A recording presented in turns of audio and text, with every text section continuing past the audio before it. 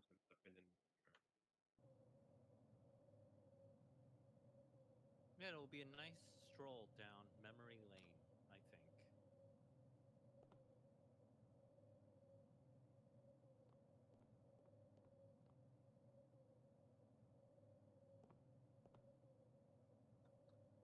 Good afternoon, everybody, and welcome back to Now Play This at Home.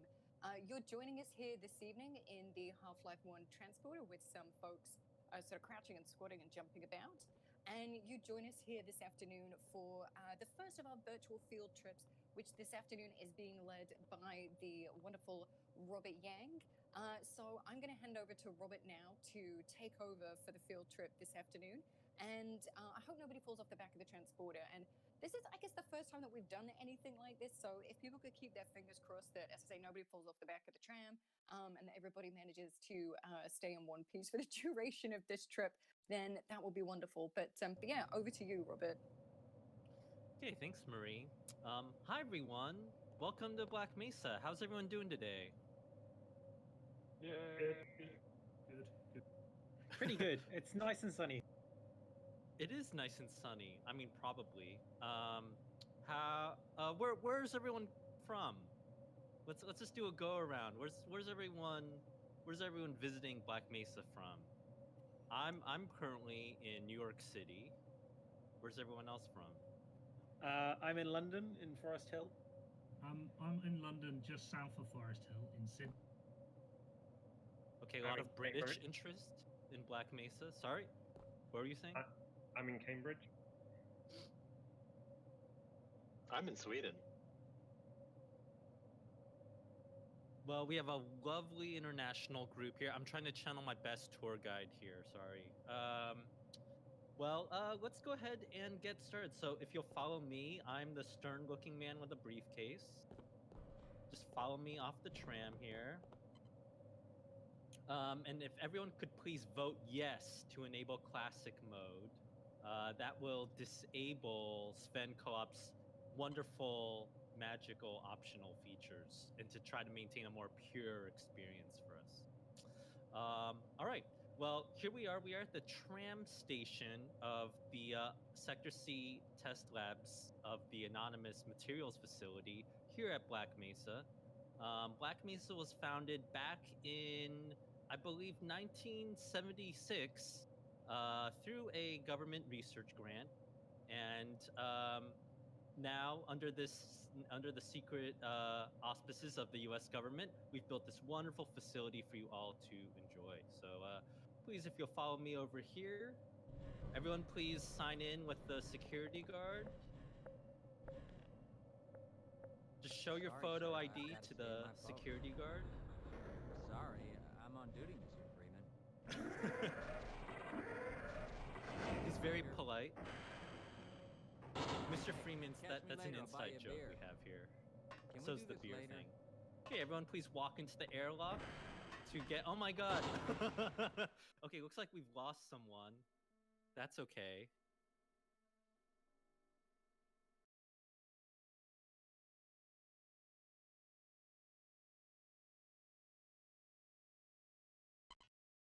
I am not. Okay, did everyone make it fit into the airlock okay? Yeah. Well, welcome to the Black Mesa Research Facility. Crash about 20 minutes ago, and I'm still trying to find my files.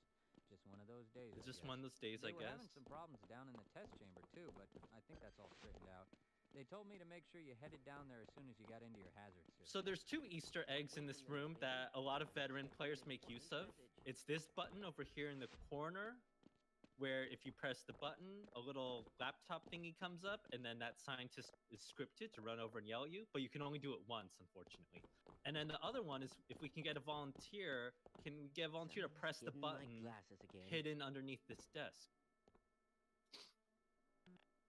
My God, stop that. What are you doing? Oh no. Gordon? You trying to get me into trouble? and that triggers an emergency alarm, and the characters react to it. So this is already setting two important themes for Half-Life 1, which is where things are going wrong, it's the player's fault, and also the NPCs will react to us. So that's what type of game this is. And back in 1998, this type of style was pretty unusual, right? Consider Quake 2 in 1997, or even Quake 1 in 1996, where they're not doing storytelling like this, right? Anyone have any questions before we move on? No? Okay, I mean, this is ideally an interactive tour, so I guess I want to just open This it up map to on the wall, is that the actual?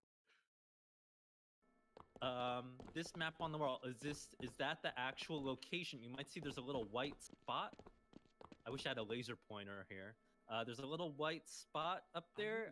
That's approximately where Arizona is in North America. So yeah, I'd say that's kind of accurate. But yes, this is indeed a map of the world. I was talking about the Black Mesa map, but yeah. Oh.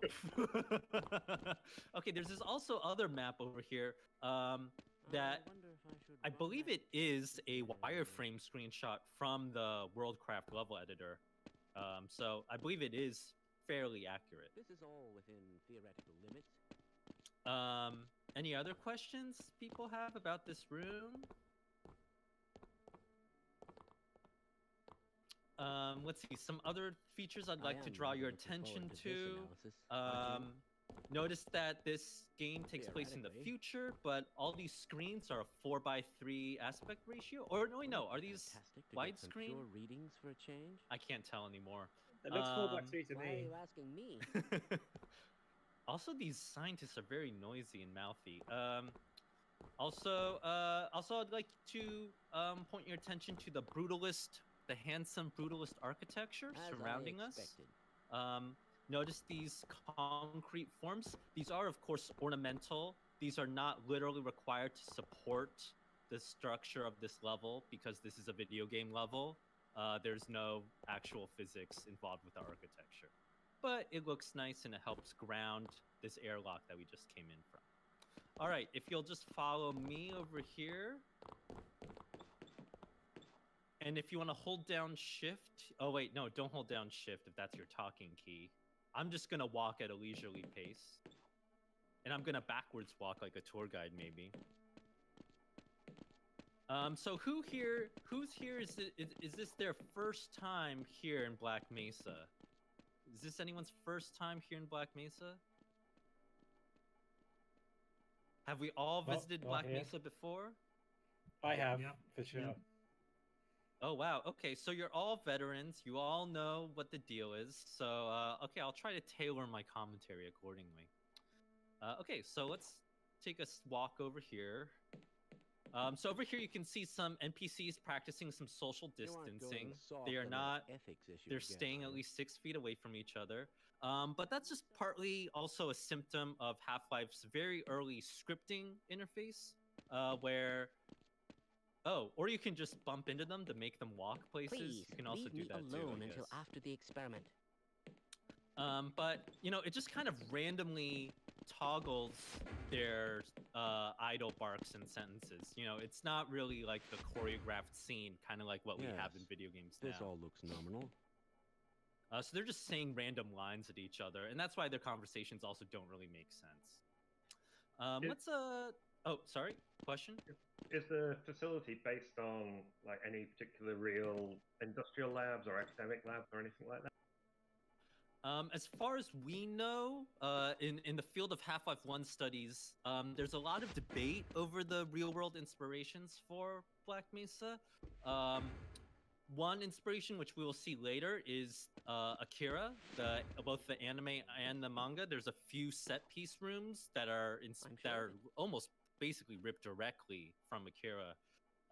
But for a lot of this architecture, I don't know, there's no known real inspiration. I guess we'd have to interview the developers for more information on Now, where that, did I leave that shutdown procedure chart?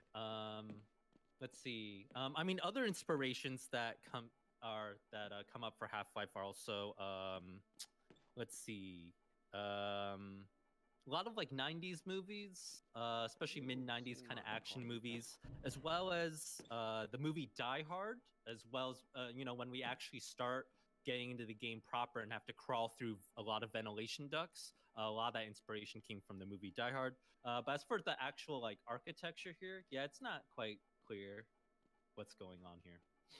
But still, it looks nice, right? I think I would say that a lot of the appeal of this room is that it's a big step away from Quake 1's very muddy brown palette, right? Notice you have these very bright pistachio walls right here. It's actually very tasteful. It's actually like very like Miami almost. Very unusual and colorful. Not what you'd expect for like an institutional setting these days, right? I get real like university science lab kind of vibes from this whole. Yeah, I would say, yeah, maybe if there were inspirations, it might be coming from the local Bellevue suburb where Valve was based in, right? So maybe, you can imagine that a lot of the people who worked at Valve might have been recruited from the local universities or from Microsoft or local game development studios. So they probably have some experience with around lab settings, yeah. I always liked how the wall markings kind of explained where to go without narrative or kind of clunky exposition. Oh yeah. Let's all walk over to these walls. Let's examine these walls, right? Yeah, these wall markings are. I like the color. I would say the green doesn't quite work, doesn't quite read as well anymore. But yeah, I like these markings too, because I think this is also what like an institutional setting, how they might operate, right? It feels very hospital-like to me also. Cool, any other comments or reactions? Also, if anyone's in the stream, anyone who's monitoring the stream can, if there's any questions in the chat, feel free to proxy some questions into here and we can try to answer some questions going on in the Twitch chat as well. Okay. I can see the chat. I see a comment from Phoenix Perry saying the wall of Brookhaven's basement are this exact. Oh, interesting. Oh, okay. Brookhaven is, of course, I believe a famous university lab in Long Island, New York. That was very instrumental in early computing electronics. That's where Tennis for Two was, I believe, invented. Any ideas on the origin of that new sample? Okay. Should we continue? Thank you for that comment, Phoenix. Right here is normally this blue transition hallway. This is normally where there'd be a level change, but because we were playing Sven Co-op, the modders have actually merged this map into one mega map. So that's to streamline our multiplayer experience. I just heard water. Did someone jump into a pool? But anyway, yes, normally there'd be a level change here. So just note that we are departing from the original Half-Life format here already, just because all these maps are much smoother now. This was originally 5 or 6 different map files, and now it's been merged into like one through the technology we have today. Okay, let's walk over here. Let's walk into this break room right here.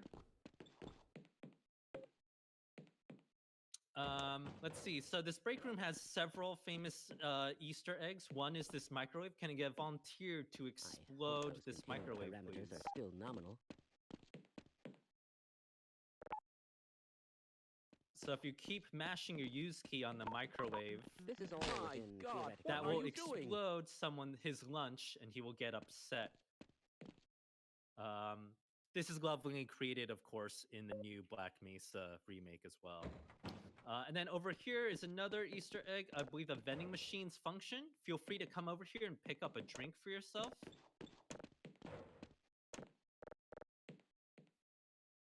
Drinks in Half-Life 1 give you, I believe, 1 point of health.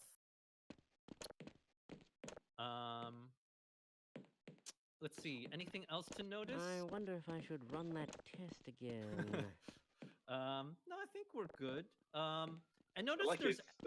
he's got an 8 poly coffee cup. Yes, it looks like the level designer had to build that coffee cup, improvised. It looks like it's built out of the same material as this wall. Very, very uncanny. Also note all the copious amounts of ashtrays around, even though this is a no smoking facility.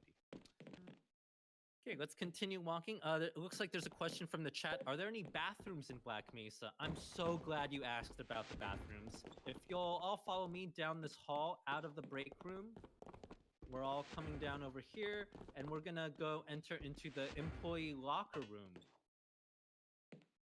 The employee locker rooms are lovely, one of the loveliest rooms in Half-Life. These ridiculous ties. You'll note the names on these various lockers are the actual last names of various Half-Life 1 developers. For example, Mark Laidlaw or Jay Stelly. Ted Backman was one of the artists on Half-Life 1. Ken Birdwell, Greg Coomer. All of these were developers who worked on Half-Life 1. And then as a special Easter egg, you might notice this locker over here says Freeman, because our character's name is Gordon Freeman if we play Half-Life 1. And you'll notice a little bit of light splash coming from underneath the door.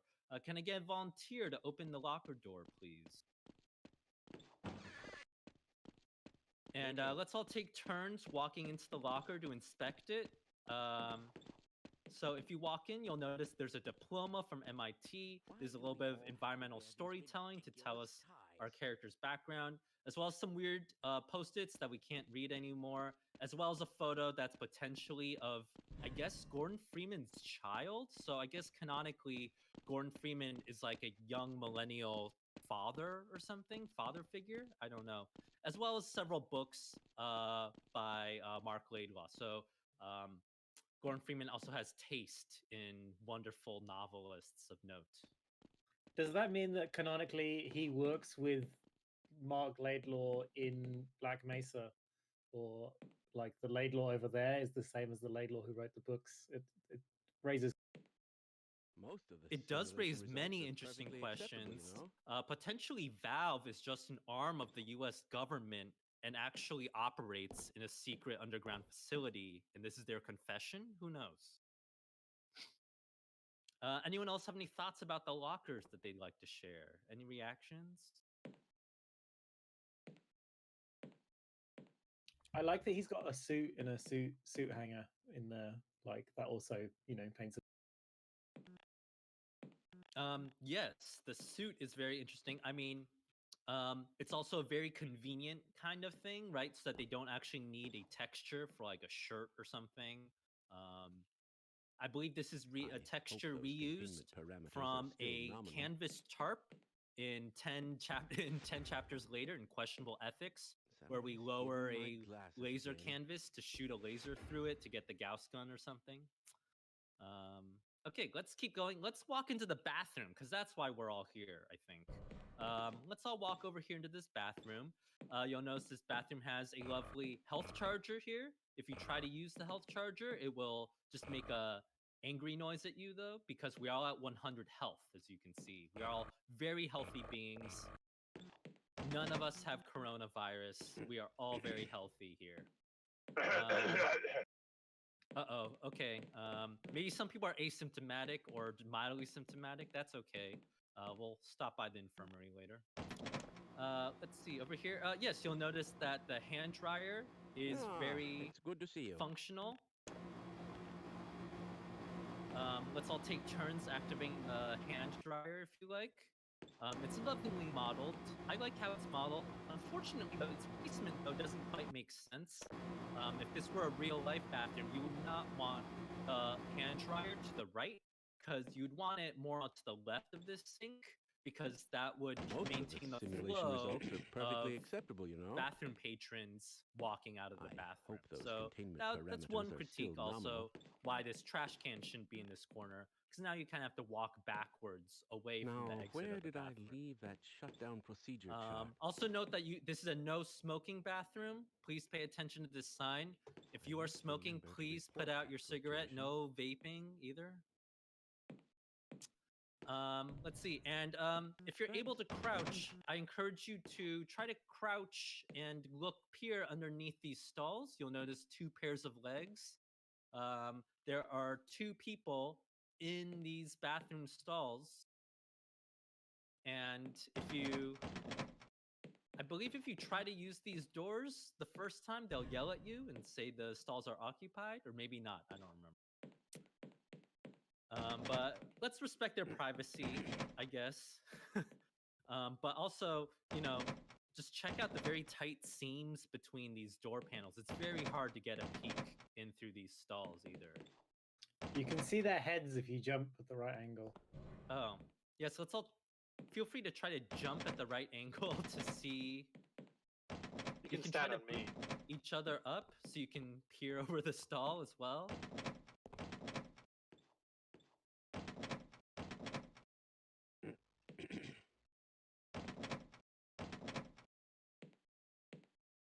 But that's the bathroom. Does anyone have any last bathroom questions before we move on? And if anyone needs to use the bathroom, I'm sorry, all those stalls are occupied. So you'll just have to pee into this trash can. It's America. I mean rubbish bin. It's a rubbish bin, sorry. Okay, let's continue. Let's walk over here to the other side of the locker room. Please follow me. Over here, you'll see our lovely collection of HEV suits. Unfortunately, there's only 4, so it seems that some people will have to forego having the HEV suit. I'm sorry. But let's go ahead.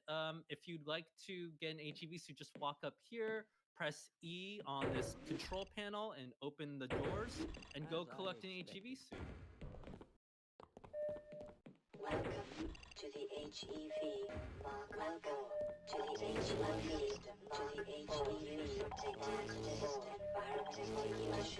But also, don't panic. The HEV suits also respawn. So. Oh, this is really noisy. We should have turned off our HEV suits.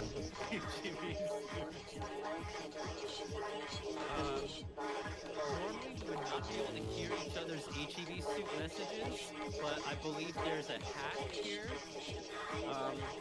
Is playing the HEV suit message from an ambient generic because it doesn't play most other HEV suits. And you will also now have access to a flashlight, so feel free to press F to test your flashlight. The flashlight will be useful for us to know what we're looking at as we continue this tour. Applications interface online. Have a very safe day. Wow, that was really intense.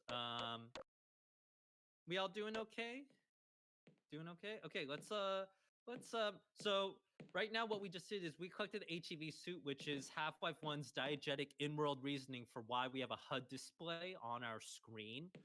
This is one of Half-Life 1's very many gestures towards realism and trying to think about plausibility and all that. Okay, let's walk over here. Someone in the chat says that the original Half-Life only had 3 HEV suits, and so the 4th is actually from the mod. I don't know if that's true. Yes, I believe that is true. You will, and I believe the other 2 didn't even work.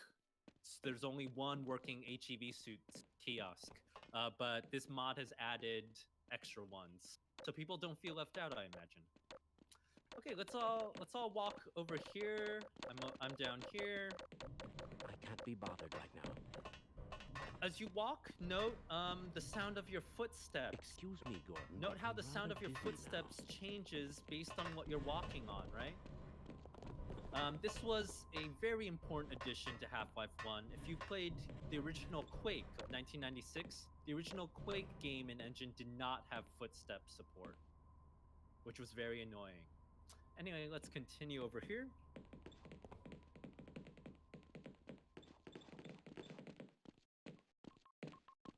As I expected. This is one of Half-Life's many tutorialization mechanics where it's trying to show you that you need other NPCs to open these retina scanners. It's questionable whether this tutorialization actually works to teach players about the retina scanner mechanic. Sorry, sir. I've got to save my post. Now in the year Sorry, 2020, a first-person shooter would just flash a big tutorial pop-up and say, retina scanners need NPCs, and they would leave no ambiguity. Can we do this later? Whoa, excuse me, rude. Okay, let's continue into this large atrium room right here.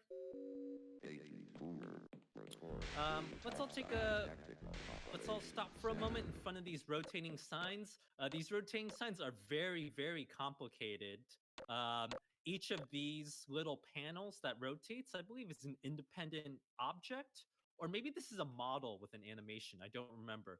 But either way, this is non-trivial to set up. Someone spent a good chunk of time trying to get all this stuff to work for arguably very little benefit, when most players will just spend 1 second in front of it and walk past it. So let's all just spend 1 second admiring it and walk past it, and join me over here in the elevator, please. Actually, before we step into the elevator, let's just do a quick lap around this room. So as we do a quick lap around this room, you'll notice that it's a bit of a donut shape. Does anyone want to have a guess as to why this room is a donut shape and not just like a plain hallway? Anyone have any thoughts? Why is this a donut shaped room? Is it to hide level load so it can unload the stuff behind you as you get into the...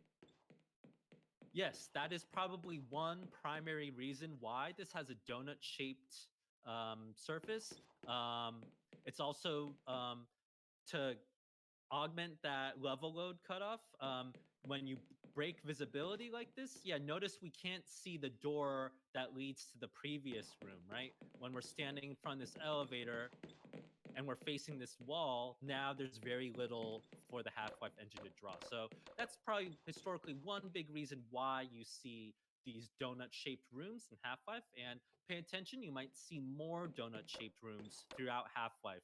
And again, one main reason why you might do that is because of technical performance stuff. In fact, if you want a better glimpse into all this, let me enable cheats.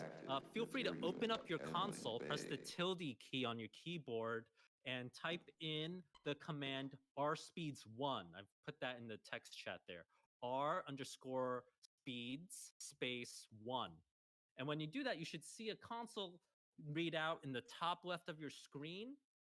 That's telling you your frame rate. That's telling you how long the delta time for each frame was.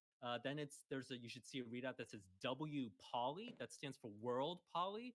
That stands for how many polygons of the level that the game is rendering. And notice that based on where you're looking, the W poly number is either going up or down. It's going really up when we look towards very complicated 3D objects. And when we look away, when we face a wall, for instance, your W poly number should go very low.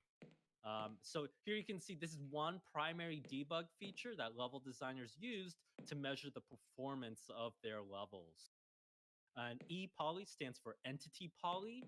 Entity poly is stuff that the level designer didn't build. So for instance, our lovely character models right here are entity polys. And Half-Life can render many entity polys, but if we were working on the original Half-Life 1, we would have wanted the world poly to probably be around 600 or 700 or under. Anyone have any questions before we move on into this elevator?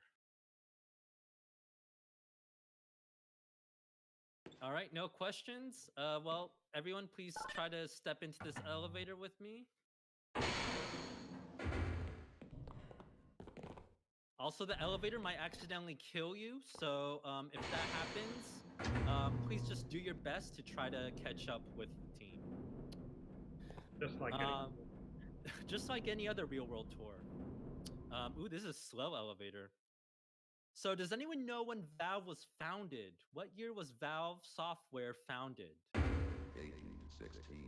Report to administration. Any guesses? No? People are shaking their heads.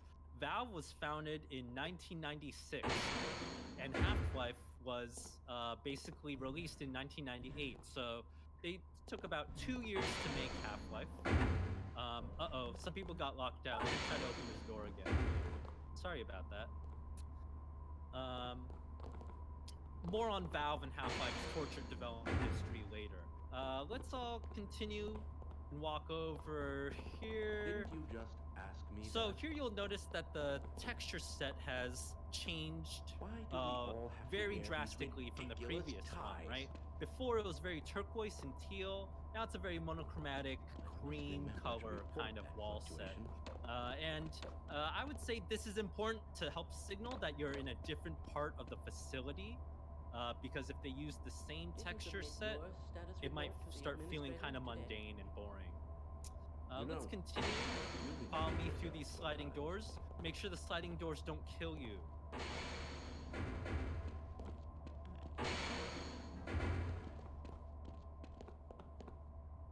One interesting bit of trivia about these sliding doors, you might notice as they open or close, sometimes the glass juts out. That's because this is actually 4 separate doors. The 2 different doors are moving back away from each other, but the glass is actually a second door. And they have to do that for rendering reasons, because if you want something to show up transparent like glass, that has to be a separate object in Half-Life 1. Okay, let's continue. Let's all walk down this very dangerous looking laser filled hallway. Over here on my right here, you'll see, or on my left, you'll see these laser pipes. It's questionable whether you would store lasers in these pipes or shield them like this at all, but you know, that's how Half-Life works. Of course not. And what looks like diesel engines or something inside these weird mainframe housings. It's also very interesting. Also note these wall markings This continuing the analysis is going to run institutional perfectly today, theming don't you think? from earlier, right? For these wall You can't be stripes serious. that are supposedly showing us where we can go. Let's see, one interesting thing I think about this room is that does anyone want to guess what purpose this room has? Weren't they? What kind of lab I'm is not this? certain. Is this some kind of laser lab, or it's like a diesel engine lab, or it's just not really clear, right? So Half-Life's gestures to Don't you realism think we should recalculate those are kind of there, resonance half dampening factor researched, but also half Kindly kind of note hand your wavy place. and silly. And I would argue this is the main This is frame that all we within should theoretical interpret limits. Half-Life from. Half-Life is not super serious. Half-Life is not a high literary watermark in video game. Half-Life is a campy, schlocky, sci-fi B-movie kind of thing. Okay, let's continue.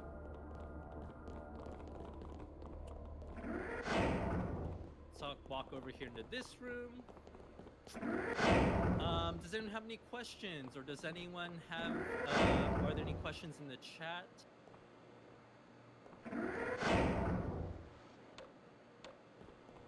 Everyone admire these weird water tank things.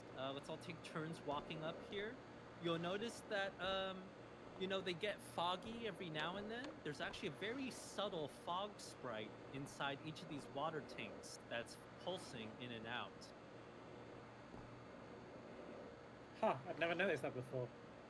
So it's a very subtle kind of effect, trying to show off the machinery of Half-Life without, I guess, too many actual moving parts. This is a pretty cheap effect to implement.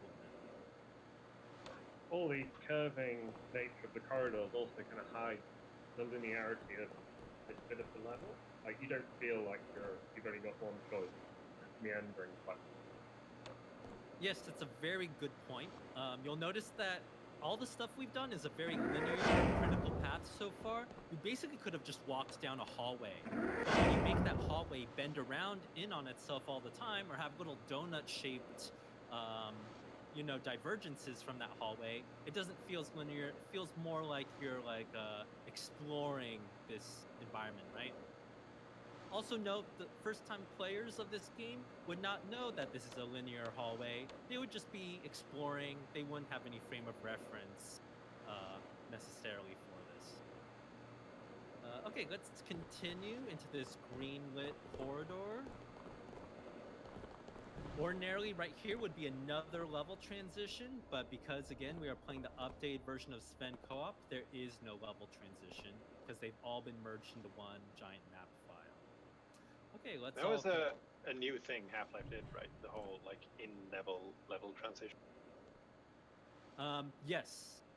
if you've played Quake or Quake 2, right? Remember, those were the main FPS reference frames at the time, right? Quake and Quake 2 have very arcade treatments of their levels, where it's not like one seamless location. Everything's like a chapter or like a very arcade stage kind of thing, very discreet. Half-Life is maybe what you might call a cinematic gesture, where we are trying to smoothly transition from space to space, just like real life or something. Very good observation. Let's continue. So over here now, we're going to head into the control room, as you can see by this lovely sign right here. And please try to step in, hurry, before it locks you out. Oh, maybe it doesn't lock you out. No, that's good. So notice that the way forward is locked because there's a retina scan and there's a locked door right here. This is one of Half-Life's many exposition dump rooms. If you've ever played a first-person shooter where you are locked in a room and you have to listen to people talk, it's Half-Life 1's fault. Half-Life 1 pioneers this technique and makes everyone do it over and over and over again. Oh, and now the door is open. How lovely. Let's all take turns. If you can, please walk up here and take a peek through this window. That's where we're going. That is the test chamber that we'll be going into very shortly. I like the feel of this room, feeling like much more constrained than the previous kind of corridors and feeling very like bunker. Yes, the ceiling is a little bit lower. I also like, I think what helps make it feel, to give the bunker feeling, is this cool like blast window thing near the front. Also this mission control type slanted ceiling segment right here. I think it helps give like a cozy kind of feeling to this room. I agree. Any other observations people have for this room or reactions? I like these monitors up here. Up here above this seated scientist? Yeah, they feel really nice and cheesy.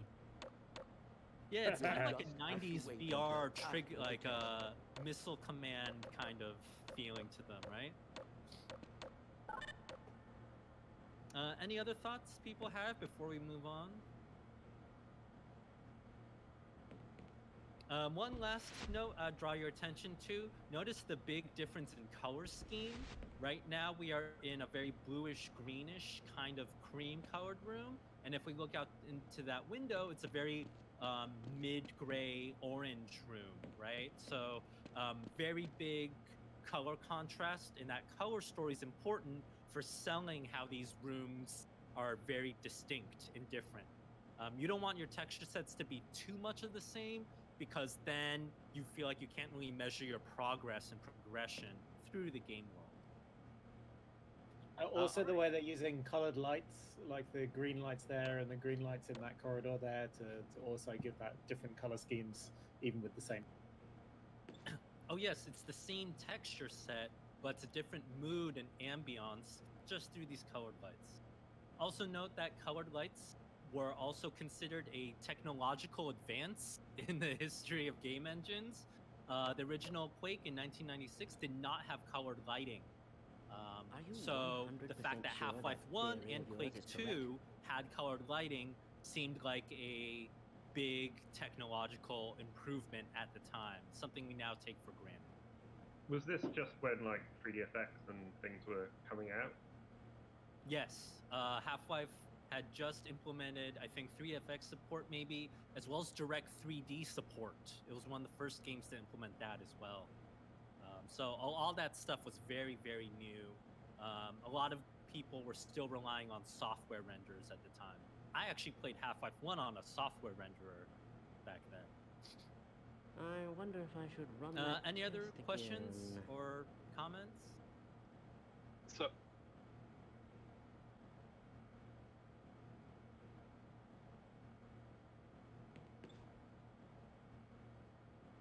I would say the orange light here is meant to signify how that room in there is very industrial, right? I feel like this tinge of orange, personally, I associate with like construction equipment, right? It feels very industrial. It's kind of dirty in there as well.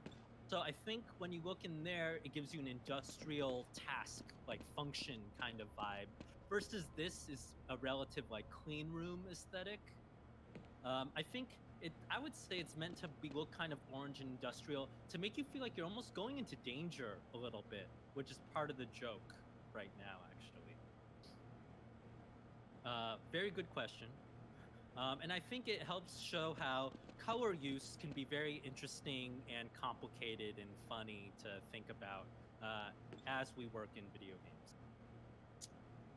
Okay, let's go ahead and continue through this door. Oh, pardon me. We need these scientists to get out of the way, Where though. did I leave that shutdown procedure Please chart? follow me into the next room.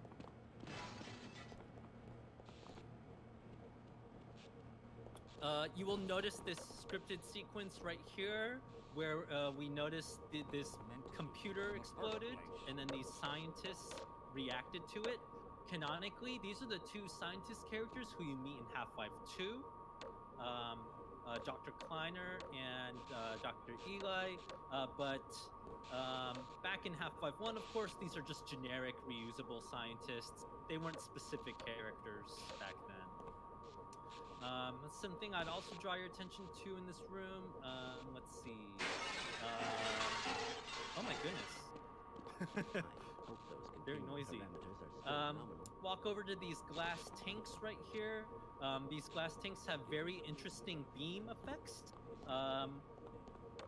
These are relatively complicated to set up. They're using a special ENV beam technique. The way the level designer set it up was they set the origin point in the middle of these glass tanks, and then it's choosing a random point outside of it to arc from. So they didn't individually have to draw each of these electricity arcs. That would have been really annoying.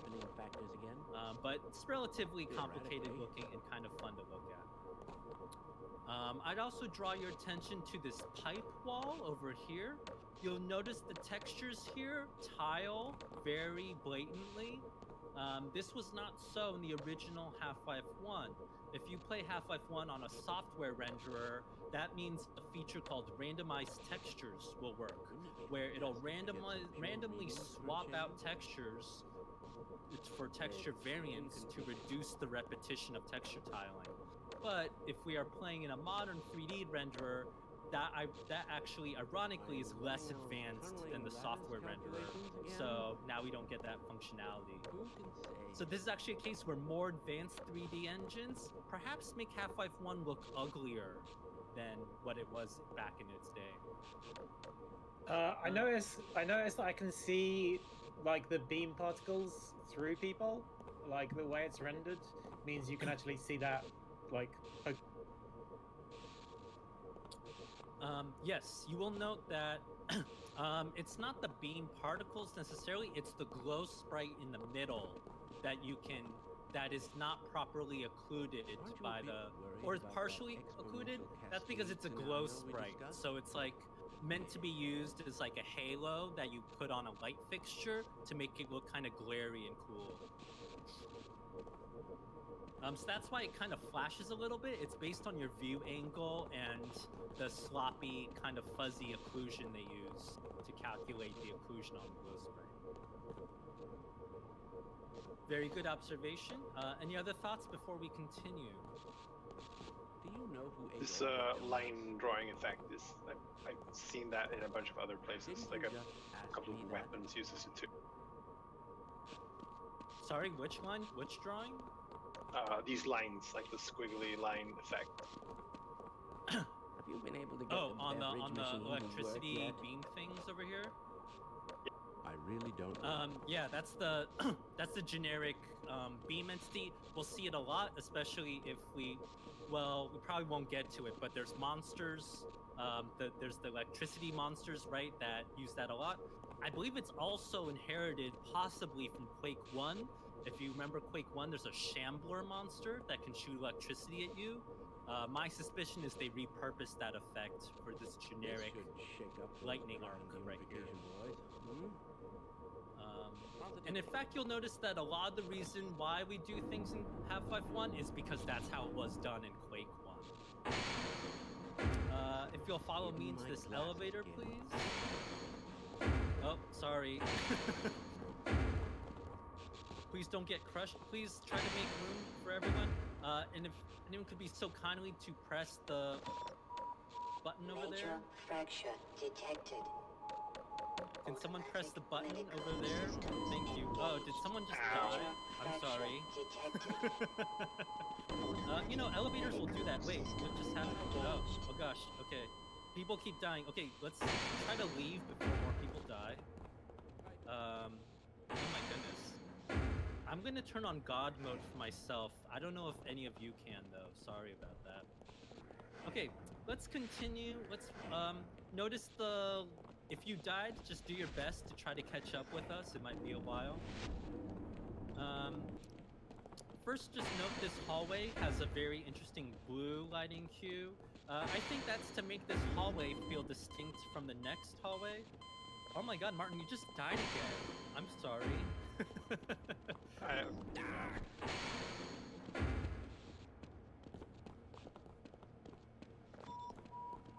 Major fracture detected. Oh my goodness.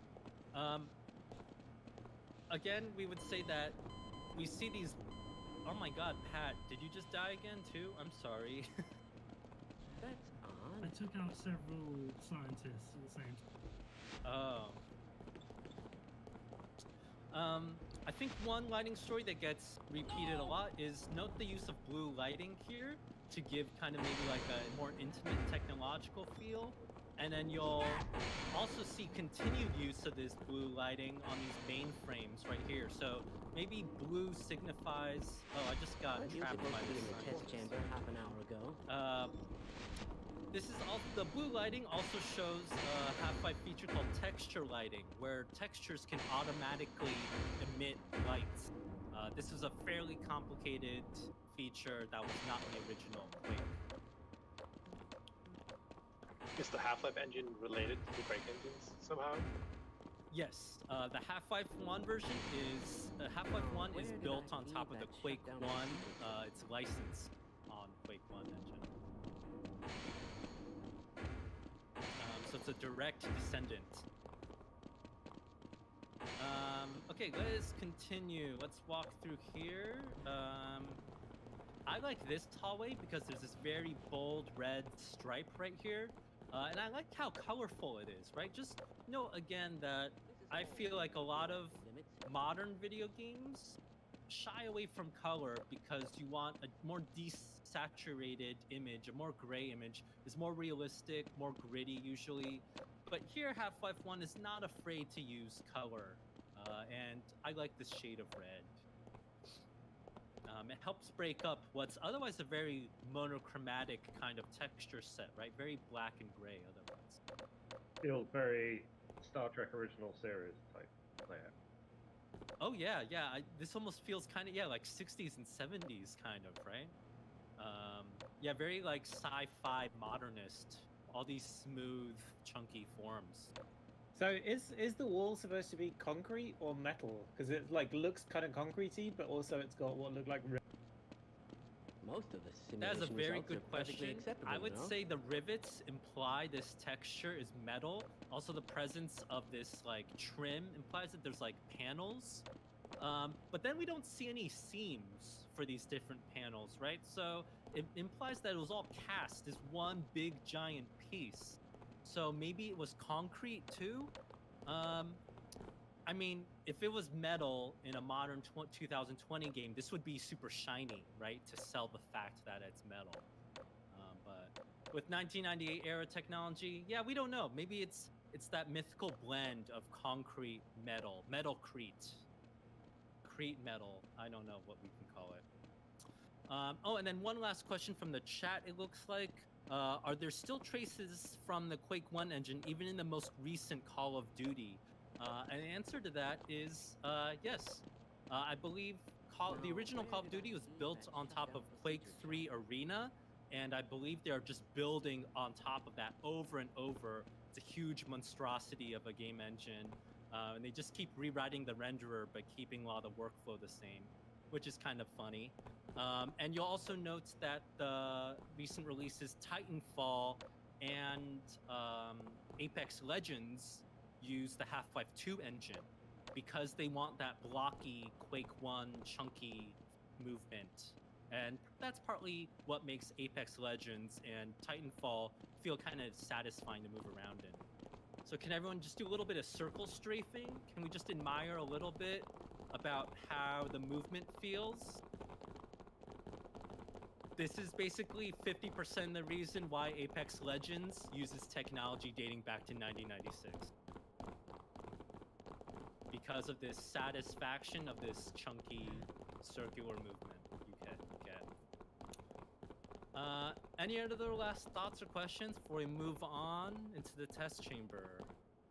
In the chat, Joe asks, are dead folks catching up? Is everyone here? Did we lose anyone? I died and I caught back up. Oh, Yeah, I died okay. twice and I'm back. Okay, thank you. Yeah, no one has any name tags. I just see like random scientists and zombies and that character from GoldenEye. It's really hard to tell who's who necessarily. Okay, let's move on. Please follow me into this door over here.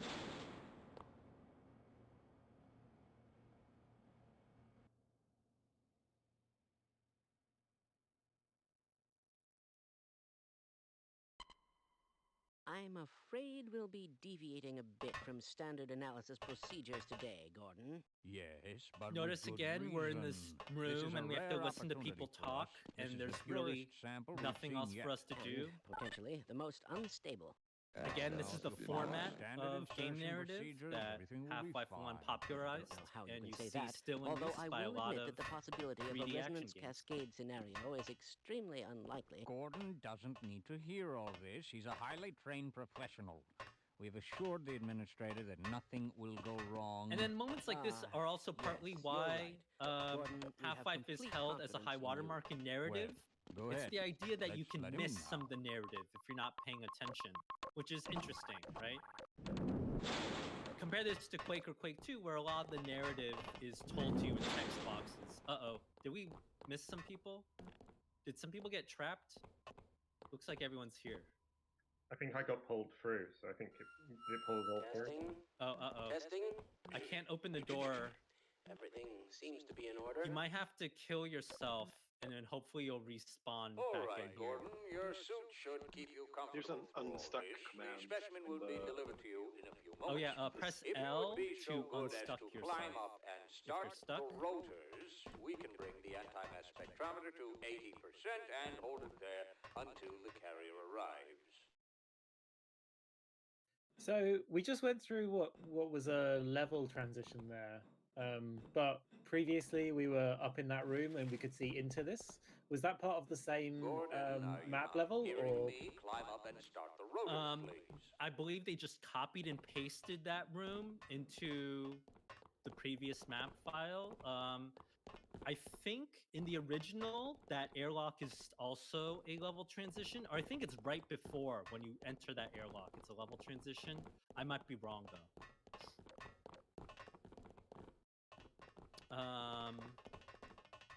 Let's see. Okay, so while we're waiting, let's take a second just to look at this room a little bit, and let's see. Notice a lot of the notice this bright orange color palette, which is very different from all the color palette in the previous sections of this level. Also note the cylindrical structure to this room. Again, very different typology from previous rooms, which helps sell the importance of this whole set piece.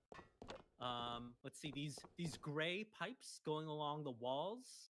These gray pipes are actually barrel textures that have been repurposed into pipes, but I think they look nice. Let's see, anything else? If people will please follow me up these stairs and follow me up this ladder, please.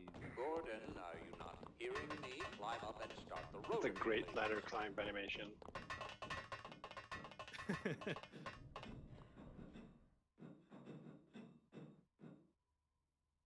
I believe Half-Life 1 is also, recognized as a pioneer of first-person shooter ladders. and also notorious for how they were unreliable and unpleasant. It has to be also unusual in making you wait, right? I don't remember Quake 1 ever making Climb you wait. up and start the rotors. Yeah, I think Quake 1, the game would usually just keep pushing you forward into something with or without your permission a little bit. And then here, Half-Life 1 makes you wait sometimes and then nags you Gordon, and makes you are do you not things. So, hearing me? yeah, Climb up interesting and approach to start the pacing. rotors, I agree. please. Anyone else have any thoughts before we continue on what we're looking at here? I like that the ceiling just goes to black and you can't see up. Yes, I'll just fly up here. You'll notice up here that the texture scene here, yeah, it's just a pure pitch black ceiling. But they've lit it in a way Climb where up and it's actually start kind the of shadowy rotors. in a satisfying way so that we just, don't pay too much attention to it. I think this is also a really good example of how level design in the past used to be maybe more Gordon, expressionistic, are you not hearing me? more Climb up and start the psychological, rotors, please. right? They just put a black ceiling there because that's where the area of the player's concern literally ends. So I don't know, I like that. I think now in 2020, we'd feel a lot of pressure to build out the ceiling and make it look fancy, even though it doesn't really matter anymore. Okay, let's go ahead and start the game. So this is one famous sequence Climb in up Half-Life and 1. start the rotors. We have to walk over to this and press the button. Can we get a volunteer to come over here and press the button, please? Right here. Anyone want to do the honors? Thank you. Thank you, Pooties. And now we have started this sequence. And again, one of Half-Life's big innovations is that it plays the cutscenes right in front of you in the world as you're playing. Very good. We'll take it from here. Power to stage 1 emitters in 3, 2, 1. Notice this beam effect reused from the earlier beam effects we've seen.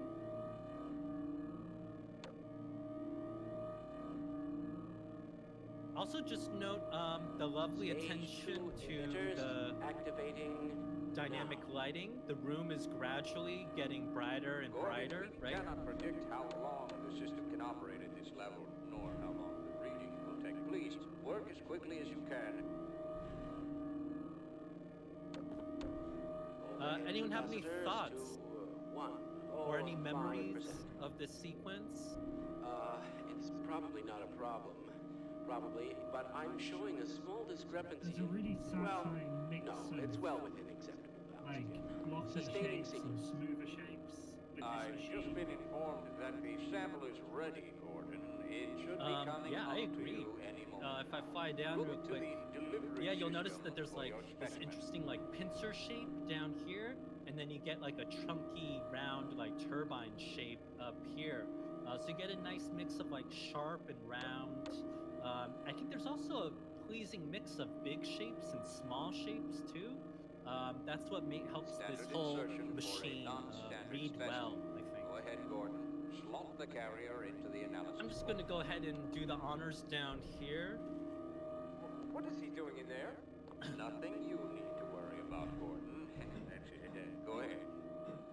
Half-Life has a pushables mechanic, so if you can watch me down here, I'm just going to push this cart with this orange crystal at the end into this laser beam.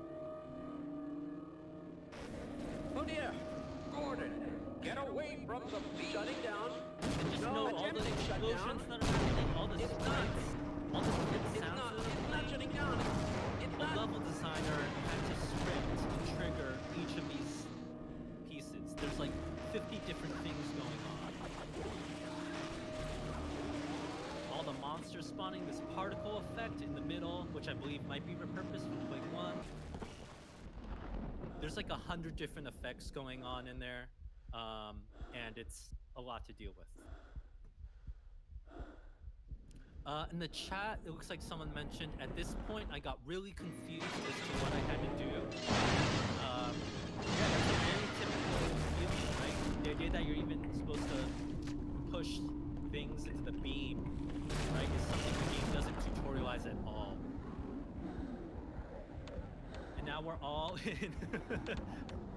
Some of the intimacy of this is a little bit ruined by all of us in the same room, but that's okay.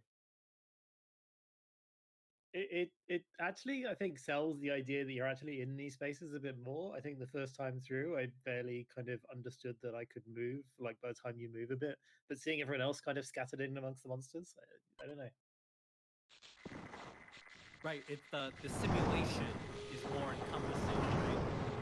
And that's like its own type of realism. Wait, why is survival mode starting? What? I don't know. Uh-oh. I don't know how to disable survival mode. Hold on. Survival mode 0. Okay. Hopefully I've disabled survival mode. Let's see what happens. And let's keep classic mode enabled also. So that's no. Then. Yes, no.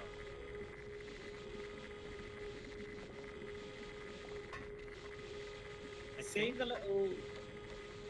Oh, what were you saying? Sorry. Oh, seeing the little chapter title thing come up, I really remember liking like the font and the kind of minimalism of the typography for that. Yeah, very different. Right? It's very cinematic, right? It was just text on the background. I think that sensibility also pervades into, for example, the main menu of Half-Life 2, right? Where it's supposed to be classy and minimalist, right? It's just text over a cinematic screen. It's like the scene speaks for itself. Let's see.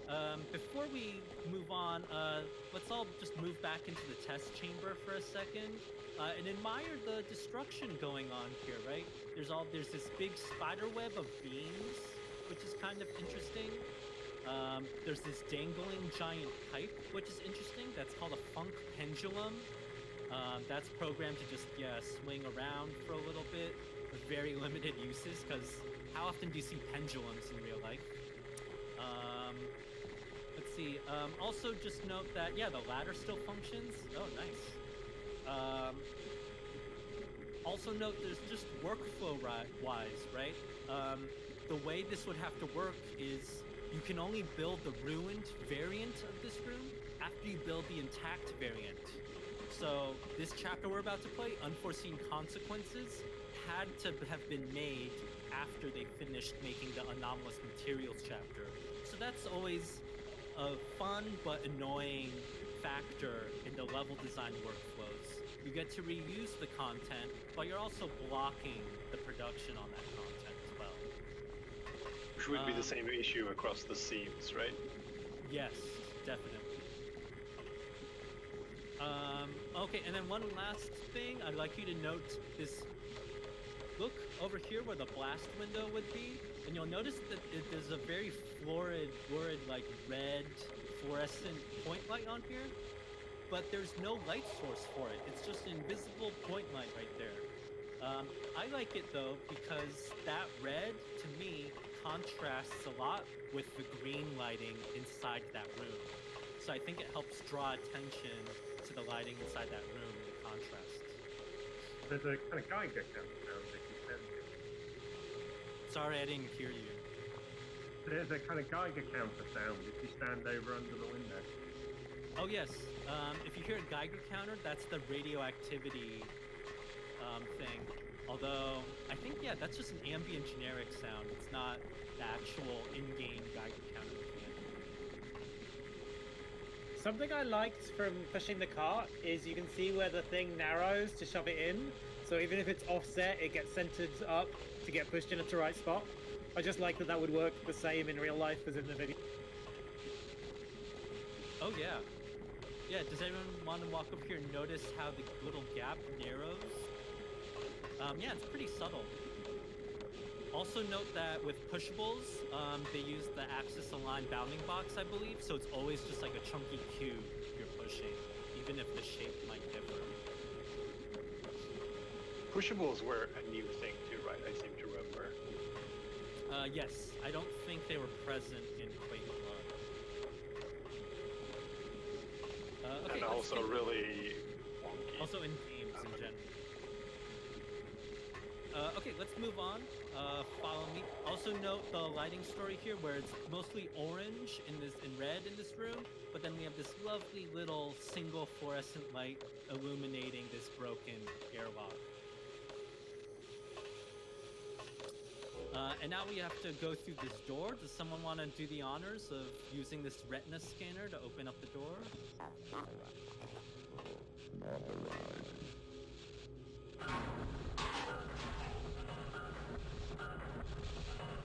Very tasteful. Very, very tasteful. Okay, follow me through this door. And over here, we're picking up medkits. The medkits are a Sven Co-op mechanic. It is not in the original Half-Life. Medkits allow you to heal each other.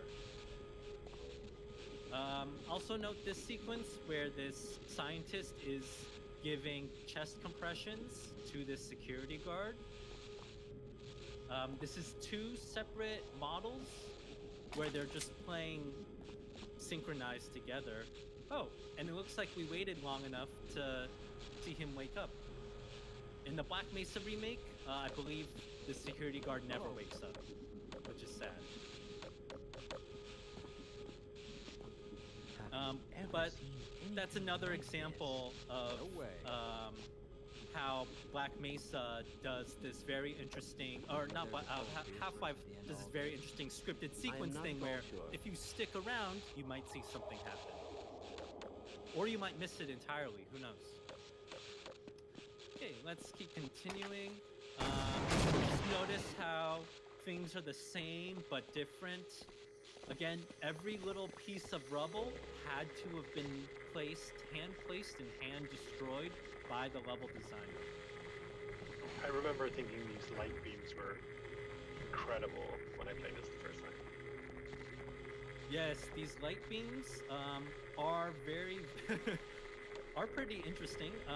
The effect is two separate objects spinning around. So one is the light fixture, and then one is the light beam with an additive effect. So even though it might look like one object, this is actually two objects spinning around. Just like anything else that might spin around. A little bit like our door example, if you recall from 30 minutes ago, where the door is actually made of a glass door and a solid door. Good. Any other observations? See, note the dead people. Very sad.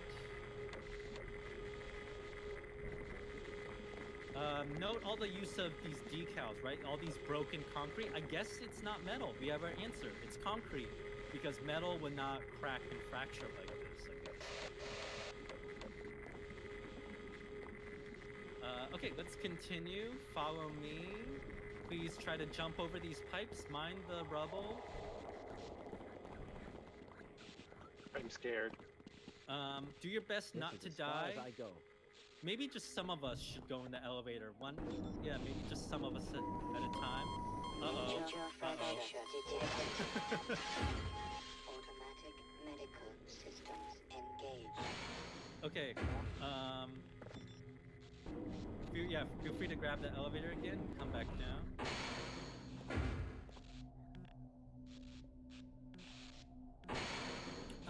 While we're waiting for people to catch up, there's a question in the chat. Are light objects linked in the editor? Not really. So the idea of parenting objects to each other, the idea of like gluing things together was impossible in this era of engine technology. As soon as you can, and let someone know we're stranded down here. That was just partly because it was really difficult to reconcile momentum. The science team will gladly help you. Is everyone caught up here? Did we leave anyone behind? Is everyone here? I think V is dead. V, are you? Yeah, I'm dead. I'm currently floating around with the ghost. It will not let you respawn? Uh-oh. I think I'll maybe respawn at the next level loading point. Okay. Sorry about that. Oh my god. I'm such a bad tour guide. I'm just letting all of you die. Okay, let's continue. Notice, These are head crabs. These are an enemy which we will get to know very well very shortly. But this is in keeping with Half-Life's tradition of tutorializing, trying to show you things before you actually encounter them. Let's, oh, I believe we have to get this scientist to open the door for us.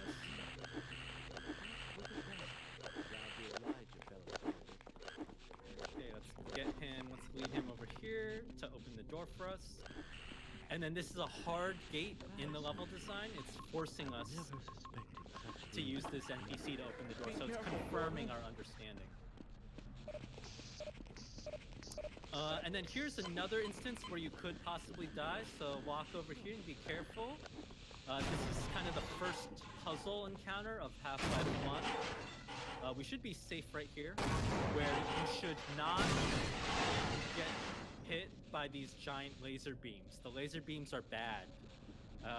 In practice, this encounter is actually very easy. You walk so fast in Half-Life that you can just run past the beam very easily. But if you were a starting player, this encounter's a little bit scary because you don't really know what's happening. Oh yes, you can also crouch underneath the beam, it seems, too. Okay, so there's two ways around it. Nice.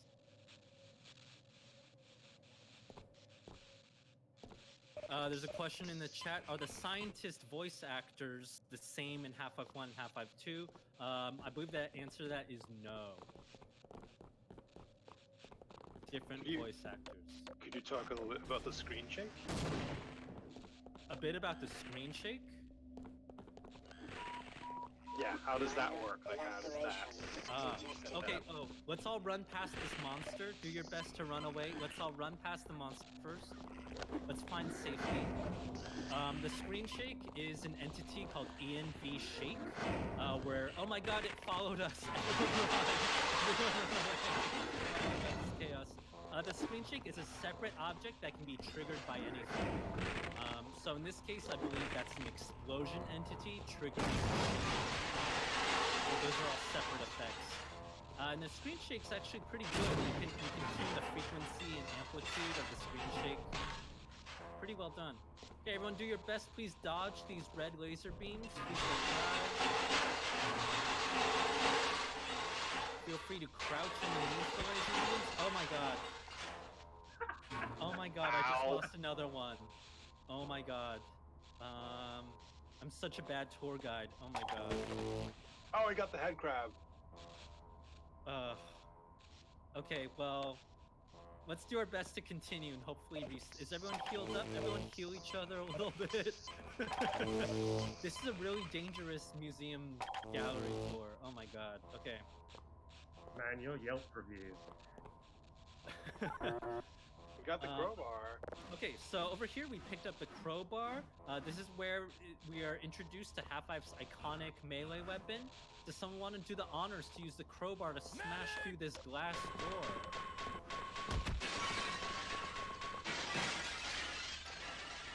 Thank you, and now we'll crawl through here. So this is a hard gate to ensure that you picked up the crowbar, because it's literally impossible to progress without picking up that crowbar. Yes, please pay your respects as we each died. This is like an Agatha Christie novel or something. We're just getting picked off one by one. Okay, let's continue. Oh my gosh. Okay, so we won't be taking the elevator, unfortunately. Just do your best to climb up this ladder. Do not fall to your death. Be very careful on this ladder.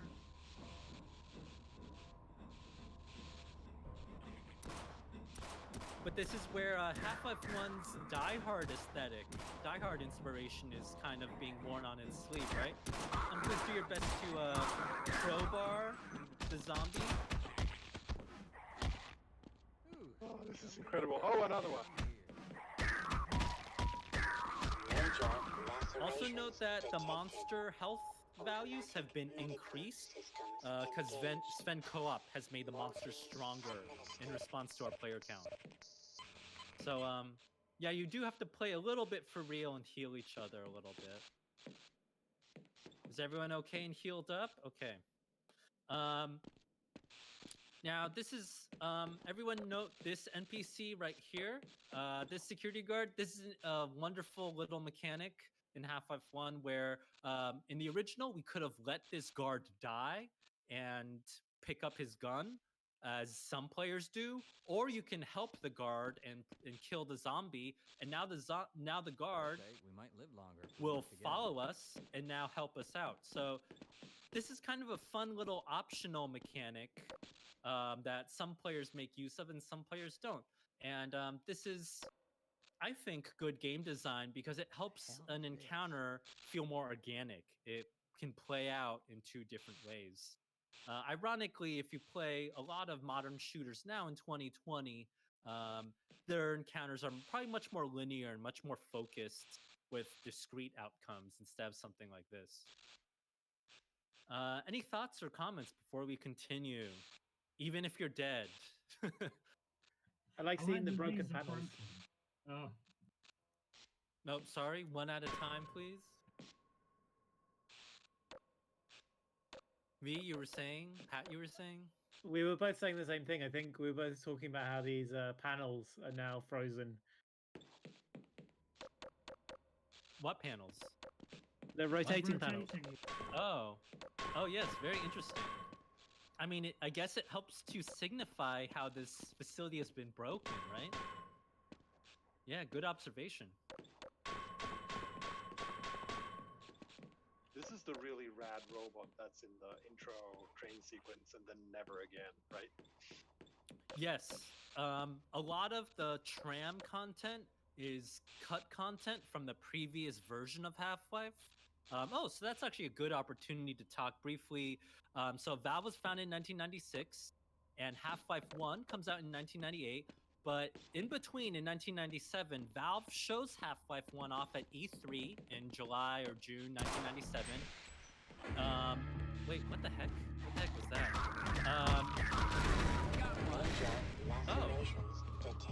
Oh, it respawned people. Yay. That's a Sven Co-op thing. But what was I saying? Half-Life shows off in 1997 at E3. Everyone is very impressed by it, by its use of animation and AI.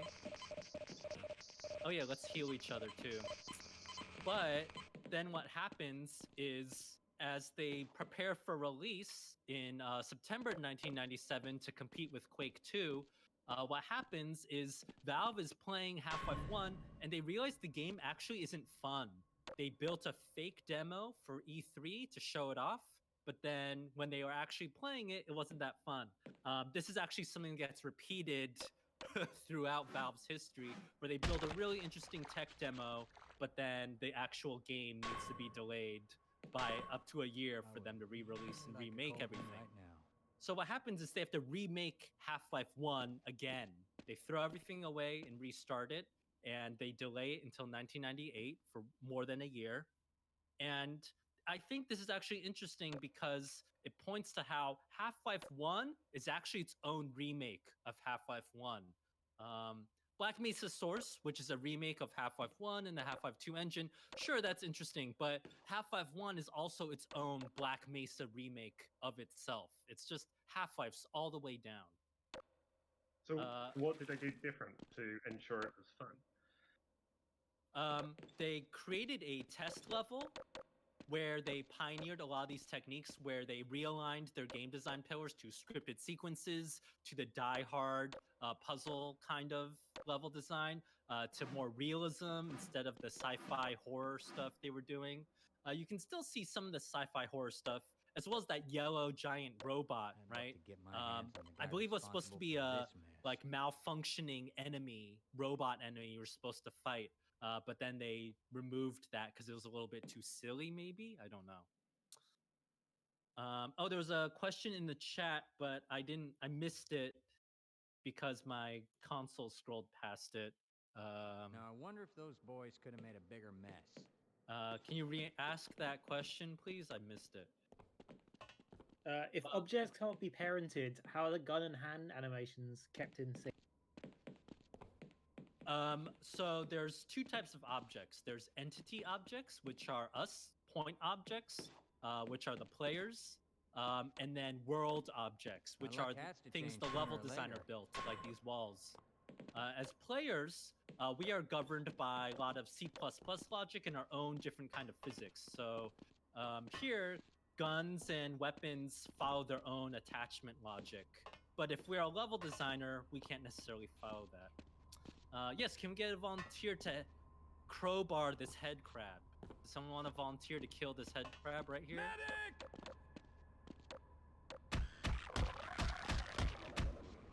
Of course, it doesn't matter because this scientist is dead already, so you cannot save him.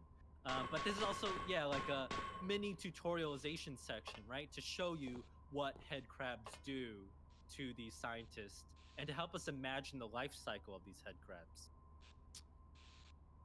Let's continue over here.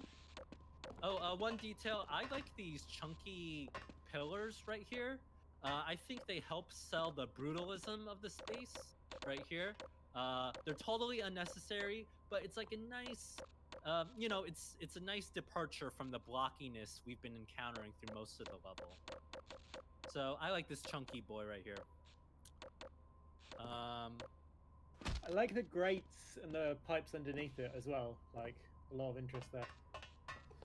Oh yeah, note this visual interest on the floor. There's a see-through grate and then these blue pipes here. This is an age-old level designer trick. The idea is that when you build inaccessible spaces like this, it's helping give the world a sense of space where the player can't go there, but it's still like there, just to give you a little bit of mise-en-scène.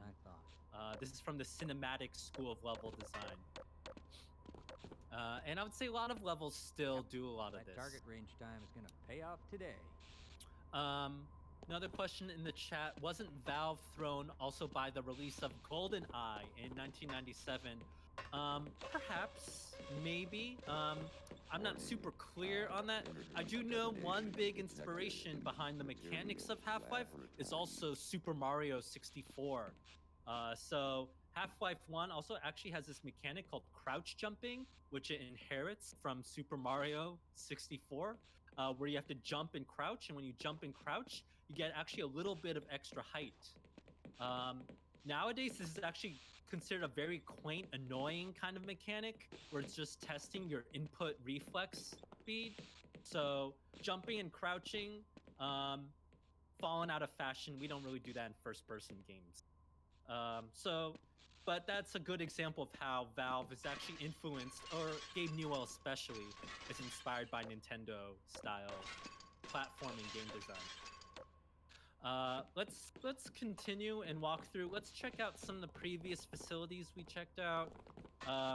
Notice that there's a bunch of storytelling where, oh, looks like the microwave, the lunch is still steaming. The people who were here before are dead. There's just ominous blood splatters. Oh my god. And there's also this Easter egg. You can smash the vending machines. Can we all just take a second? Please inspect the detail on these vending machines. A level designer had to manually cut out the glass pieces you would smash and build in the illusion of all this machinery. So... Oh, and you can still... The vending machine is still working. Nice. Let's all please follow me into the locker room, please. Let's check out how the locker room has changed as well. There's a question in the chat. If world objects need to be synchronized, like CPR animations or rotated lights, how would they accomplish this? So the rotating lights were two different objects that just happened to be following each other, but CPR animations were character animations modeled in like Maya or something. So in that case, those are two models just happen to be playing the same animation. One fun Easter egg is that we can return to our, you'll remember this is our locker right here, and you'll notice that there's a battery in here. And now we can collect this battery. 25%. But it looks like I took the only battery, sorry. 50%. But now that, also if we were missing some health, we could actually use this health charger in the bathroom. So I think this is a kind of interesting thing where this is a machine that doesn't work at first, but when we revisit this machine again, now it actually serves its purpose. Now its purpose has been revealed, which I think is an interesting approach to level design. If we duck underneath, you'll notice the scientists are gone, but we cannot hide in these stalls, unfortunately. That's a shame. You'll also notice a second locker has been opened up, and it was apparently the locker of someone who's very nationalistic and patriotic. And it did have some ammo in it, but I picked that up. Oh, and there was some ammo in there that someone picked up. So maybe it was a proud American gun owner. Oh my god. And you can also smash the corpses. Jesus Christ. Okay, let's continue. You'll notice our OSHA compliant fire extinguisher here. Please follow me back to the main corridor. One other nice detail here is you'll notice some of these light fixtures have now been turned off by the level designer. This is an age-old level design trick where when you want to do the ruined variant of something, you turn off half of the light fixtures and then go for more spotty lighting like this. Is everyone here? Any questions or comments before we move on? Just question? Sorry, you cut out. No questions? Okay. Let's continue.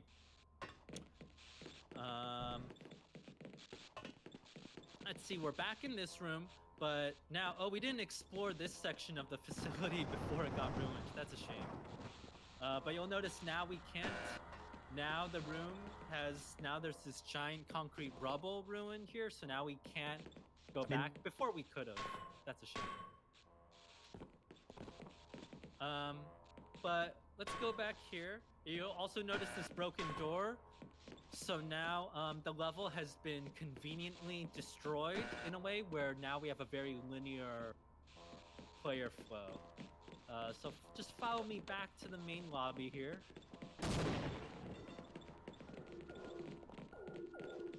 And you'll notice there's dead people. This ventilation duct has fallen to the side.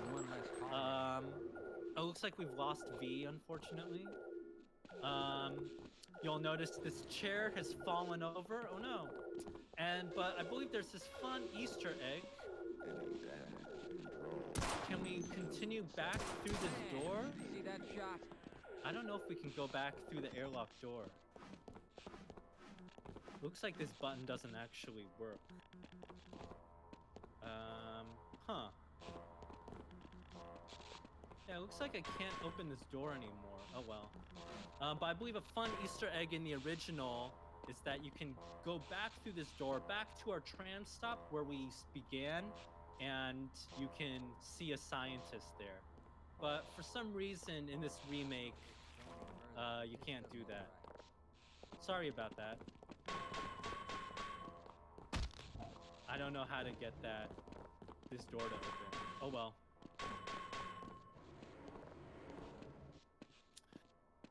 Okay. Let's go through this vent. Oh, was there a question? Warning. Sector C elevator failure. Do not use. There's a recommendation from the chat to try to break the button. Oh, okay, right there. Oh, now we opened it. Yay. Okay, so this is an Easter egg that a lot of players don't end up seeing. So if you'll follow me, just crouch underneath this door. Thank you for the recommendation. And then if we crouch underneath, we're revisiting this tram stop right here. But please do not step onto the walkway because you will fall to your death probably.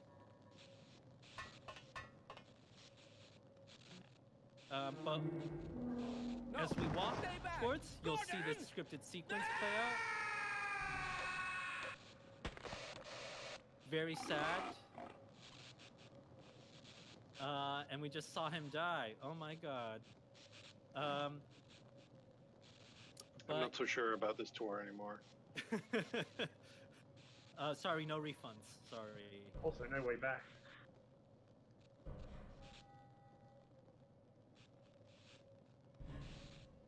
But tour. Oh no. Got a bit laggy there for a bit. Oh, sorry about that. Sorry if this is all just hosted off my crappy Brooklyn Wi-Fi. Okay. Now let's all please take turns. Please carefully crouch through this ventilation duct. I believe one of us will have to do it one at a time. Be careful because the computer might smash. Yeah, be careful. There's explosions. Also, there's a head crab in there, so also watch out. Or I think that came out earlier. Okay, the head crab.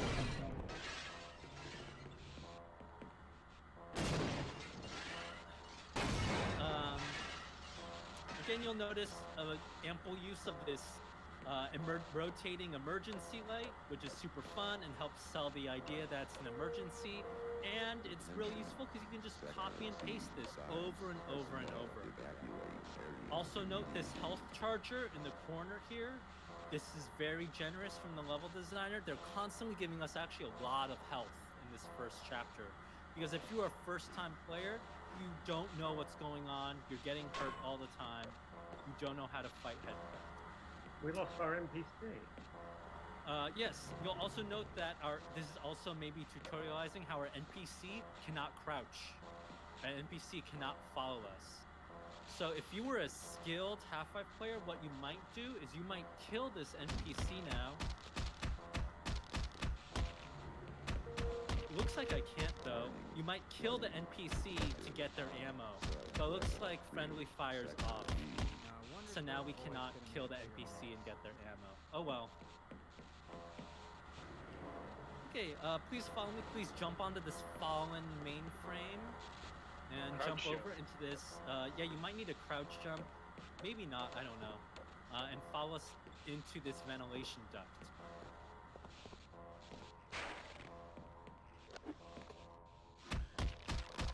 And now you'll see we have bypassed this concrete wreckage right here, over here. So this is Half-Life showing us how we can bypass things with ventilation ducts, which will happen frequently throughout the game. Over here we see a broken glass, but this is broken bulletproof glass, which is very similar to breakable glass.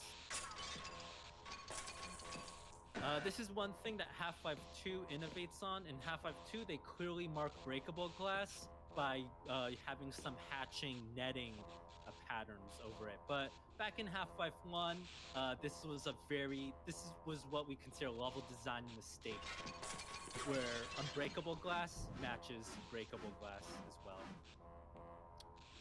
Okay, let's, if you'll follow me into this office right here with the red light.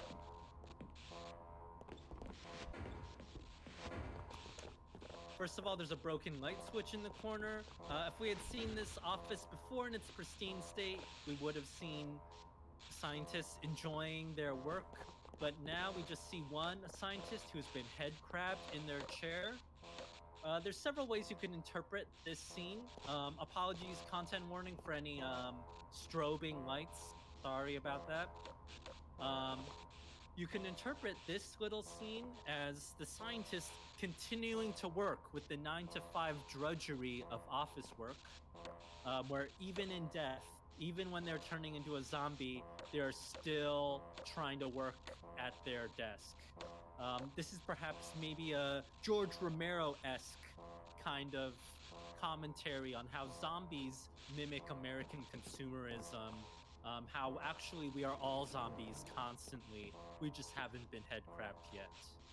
And this also keeps with the period in time where Half-Life is being remade in mid-90s, where you see a lot of these social commentary zombie action movies being made as well. Okay, everyone, please join me by jumping through this broken window. Please just take a quick jump through that broken window. And let's follow me, or use the door if you like. And please follow me through this hall as we transition to the next level change.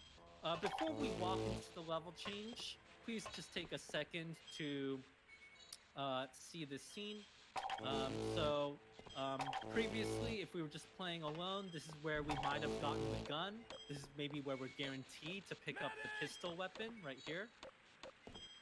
We also would have seen an animation where the security guard tries to reach for the health charger, as if the security guard could use the health charger, which is kind of funny, but then they sadly die before they're able to reach it.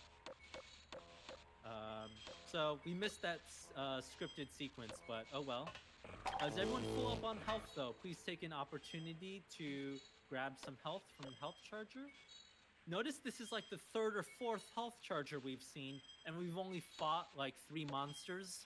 Again, balance-wise, this game has been giving us lots of health because it expects us to mess up all the time. What's going on with this texture here in the hallway? What texture? In the this ceiling texture. Yeah, it's very interesting. I mean, this is obviously just like a photo of some random lab machinery or like an engine, and then they photoshopped a blue bevel frame on top. What is going on here? I don't know. Let's open it up to discussion. What are people's thoughts or questions? How do you react? Martin, what did you react to this ceiling texture? It feels a little bit out of place compared to everything else that's kind of stylized. This is very clearly a photo. Yeah, so it's very photo-y, right? Compared to this concrete wall that feels a little bit more painterly. Good. Any other reactions to this ceiling texture? Well, I liked in the previous room that we had the texture that was a periodic table, which is a very good, shortcut to science. Right. But it's very different from... it's almost like the ceiling texture, though, is from like a different game or something? I don't know. Looks kind of placeholdery. What makes it feel placeholdery? The fact that it doesn't fit? Yeah. Yeah, I think what also makes it feel a little bit silly is that Half-Life, the way a lot of the Half-Life level designers light their buildings is they usually avoid lighting the ceiling. So it's kind of funny that they've lit the ceiling prominently. You'll notice that there's actually a second light source. You can't see it, but the level designer has specifically placed light sources facing the ceiling here. You could argue that they did that to maybe add some detail. This little concrete hallway has these nice little concrete supports here. But you think it's supposed to be missing like an inner ceiling? Maybe. I would say it also could just be a case of poor taste, where whoever built this thought this looked good, even though I would agree with you that this looks awkward. It doesn't look good. I think they're saying to the scale of the photo, like it's obviously a photo of smaller detail that's been blown up because of the low res, and kind of comparing that to the floor thing, which is like a catwalk walkway thing, but at like 3 times the scale. Yes, textile density is all over the place for Half-Life. One main reason why textile density is very inconsistent all over Half-Life 1 is because the scaling of the texture influences the poly count. If you want to scale down the texture and make it sharper, that's actually more polygons. So one easy optimization for levels is to just blow up the textures and make them blurry, because then that actually results in less texture tiling, which results in fewer polygons. So that might be one reason why, if you feel like stuff is blurry and sometimes it's sharp and it's really weird why that is, that's one reason why. Okay, let's continue into the level change.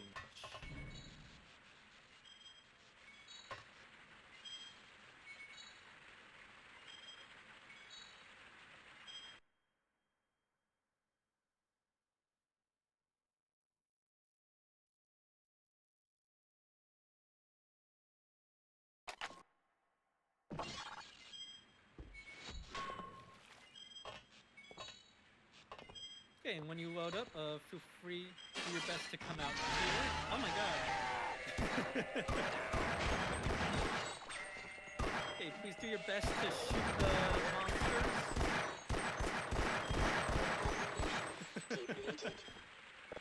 Good job, everyone. Very good work. Yes, do your best to heal everyone, heal each other. The healing sound is very iconic for Half-Life. It's very atypical. Yes, the healing sound is shared with the health charger, the wall-mounted health charger. Also with the health kits we'd ordinarily be picking up, I think. Let's stay a little bit in this room first. Just look at the architecture a little bit. Notice these broken pipes. These broken pipes would have taken at least probably a good 5, 10, 15 minutes to build. Notice the cylinders are a little bit skewed. Notice the level designer has also rotated the textures to try to follow the skewing of these cylinders.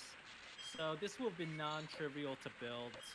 This is a level designer trying to show off some environment detail. Let's see, also notice the new texture set, right? This is very different from our previous textures, which used to be like a very pistachio wall. I don't know, what kinds of adjectives would we use to describe these new texture walls? Anyone have any ideas? What adjectives? Yeah, industrial. It feels, I would say it kind of makes me think of like stainless steel, right? Notice how previously, when someone was asking, what is this wall made of? Is it made of concrete and metal? And we couldn't really tell. Here, now it's very clearly made of metal, right? And if you hit the wall, you'll get a very satisfying metal chunk on it. Just a quick note, we're probably gonna continue this tour for 20 more minutes. I'm probably gonna try to get us to that, probably the high watermark of this section, which is the Akira funicular. The Akira funicular. So we'll try to speed it up a little bit so we can get to that section. If you walk over here, there was a cutscene that you might have missed up here. Up there in that ventilation duct, there's a scientist getting dragged up, and now we see the Gibbs coming out from a monster devouring the scientist. Very disgusting. Very gross. You can also try to jump up on this pushable barrel to try to get a better picture into that vent. But unfortunately, it is too high for you to probably jump up unless we boost each other into there. Okay, please follow me down this way.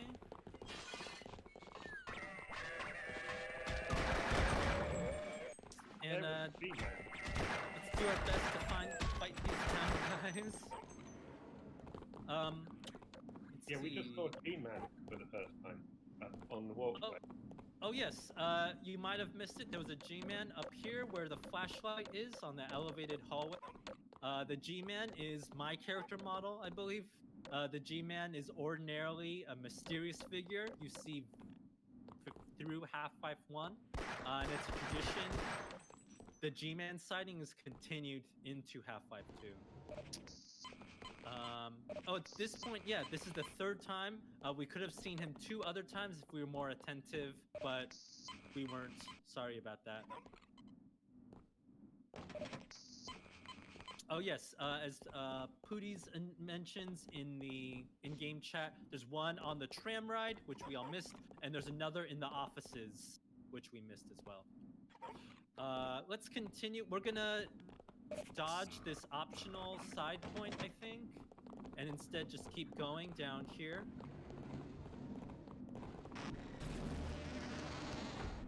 And pay attention to this door. You can see this door has now introduced us to a new enemy. This new enemy is called an alien slave, or in world it's called a Vortigaunt. Vortigaunts use an electricity attack, instant hit electricity attack that we have to dodge, but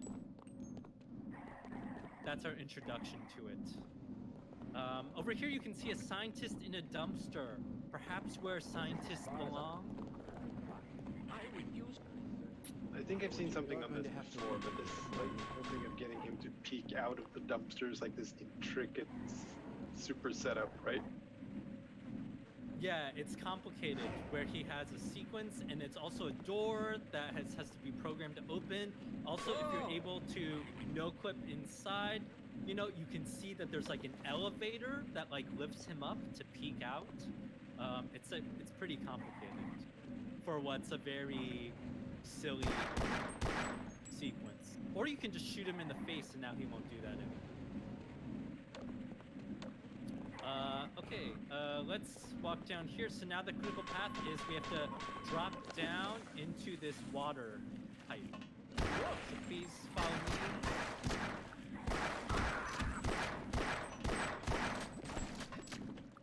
And this is where there's like a funny difficulty spike, a mild difficulty spike in Half-Life 1.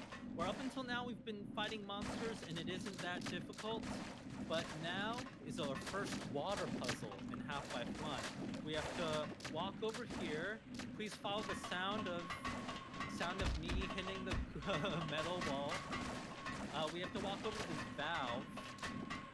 And you have to turn this valve to start the water, and then we're gonna go have to swim for our lives and hopefully not drown to death, okay? So, is everyone ready? Is everyone ready to try to swim for their life and find an exit? So I'm gonna turn this valve now. This is gonna trigger water, and now everyone do your best. Before you run out of air, try to find the escape route.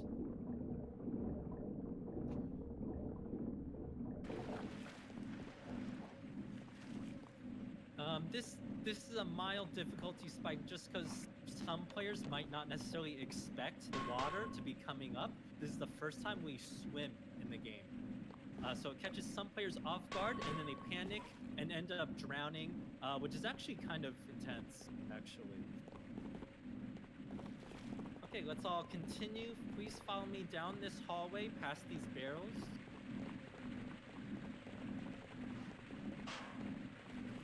And now we're entering this large metal chamber. And this is where Half-Life starts feeling a little bit sci-fi. This whole funicular, if you're not familiar with the idea of a funicular, it's a kind of sloped elevator. Funiculars are amazing. It's a tradition in level design to put in a giant funicular because they're so much fun. They're great set pieces. In the real world, funiculars are pretty rare. I believe there's one in Paris you can take to ride to the top of the Sacré-Cœur. I mean, not anymore, because of coronavirus. You probably can't take it anymore. But you know, maybe when this all ends, there's a few famous funiculars in the real world, which I encourage you to take. This particular funicular is based on one from the movie Akira. Are we all familiar with Akira? I believe it's a famous historical anime that's very gritty, taking place in Neo, Tokyo. So just think about how this is a bit of a sci-fi set piece for us as well. Can everyone please take a spot on the funicular, please? And I will pull this switch to begin the funicular for you.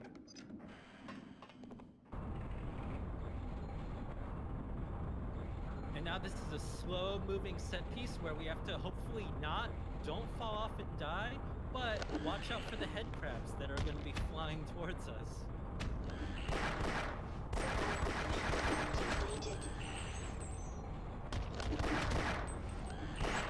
This is a fun set piece because it's a very arcade kind of sequence where this is the game very transparently throwing monsters towards us in a very quaint kind of monster closet mode where we activate this thing and now it's triggered all the traps.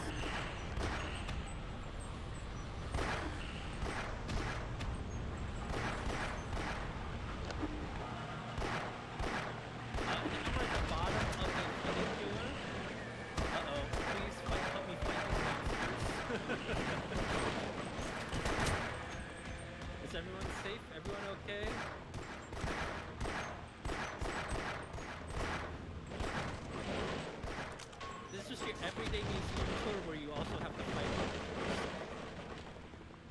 we could have done it now if we were a little bit more skilled gamers, we could have jumped off the funicular early, and if you see me up here, if we jumped off early, we could have taken this special shortcut where we would have been safe from a lot of the monsters, and there's also a health charger up here. So that's like an optional little shortcut that some gamers could do, but if you're not paying attention, then you would miss it. Also, can everyone join me over here? So actually, or maybe a better vantage point is actually this health near this corner with this health charger. Or maybe right here.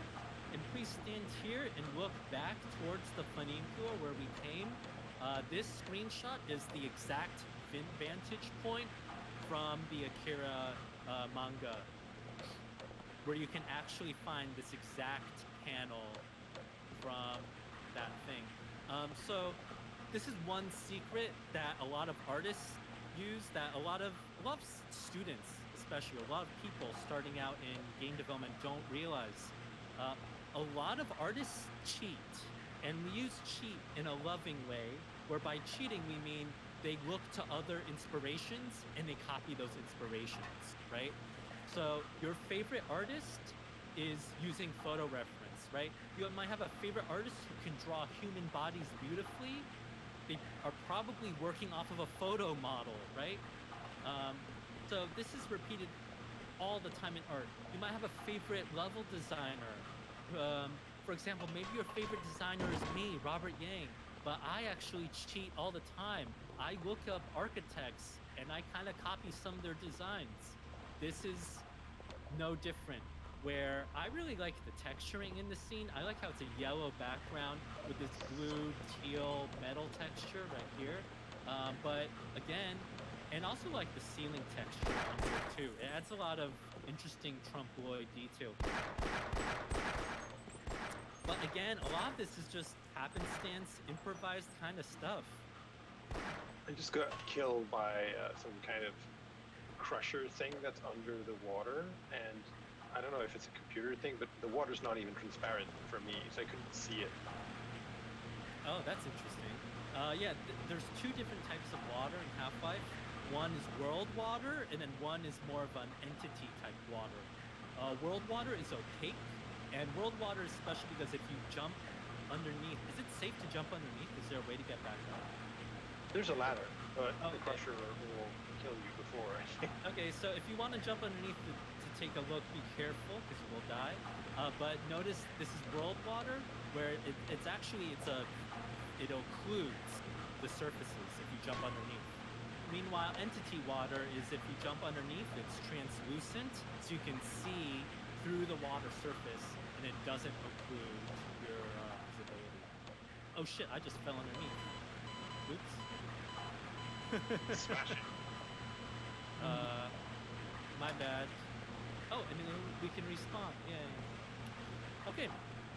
Any last questions or thoughts before we move on? This water animation on the texture, is this like exactly the one from the lava in Quake? Yes. This technology is inherited from Quake 1, where it's like a procedural wavy distortion thing applied to it. So it might look really cool. It actually still looks pretty cool, I think. Yeah, I wonder how you would actually do this in a modern shader. This actually seems pretty complicated in terms of math. But yes, I also love this water distortion effect. Oh, there's a question in the chat. Has Robert talked about the hazard course as a separate but in-world tribute? I'm not sure what exactly that's referring to. Is the hazard course inspired by Akira as well? I'm not super familiar with it, but if it is, that's news to me. That's cool. Okay, let's continue. The hazard course is Half-Life's tutorial, which is optional, which we haven't played through. Please follow me down this hallway, but be careful because this metal hallway just collapsed. And now we'll have to do this fun little puzzle. This is where Half-Life inherits the Super Mario platforming sensibility, where you're gonna have to jump onto these pipes. And if you don't, you just jump and die.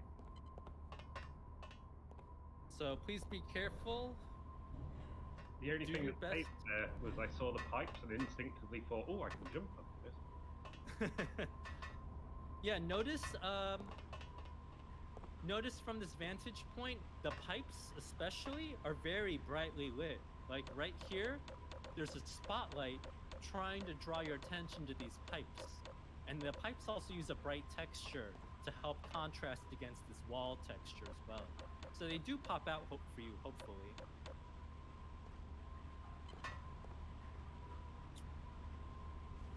But also notice this is a unique flavor of platforming, right?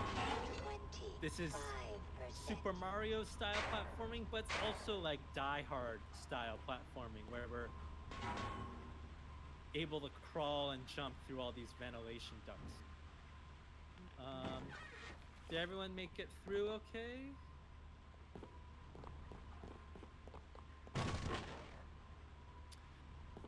There's a question in the chat. How are platforming sections received by playtesters and focus groups? It's not super clear to historians what internal reception or playtest reception was for some of Half-Life's game design. Oh yes, let's all shoot the monster down. We could imagine that it is contemporary in this time, where a lot of inspirations in the mid-90s are platforming games. So, and also Quake has some platforming sections too. So I believe most players would have taken, in the contemporary sense back in 1998, would have interpreted this platforming as fine. These days we interpret platforming as kind of annoying, like we shouldn't have to do this in first-person shooters. But maybe back then, players will have been a little bit more tolerant of it. Now we have two options. You could try jumping down and landing on these crates to break your fall, or your other option is to backtrack and take this ladder safely down to the surface. So I'll leave it to each of you to choose which way you'd like to make it down. Carefully jump down or take the ladder.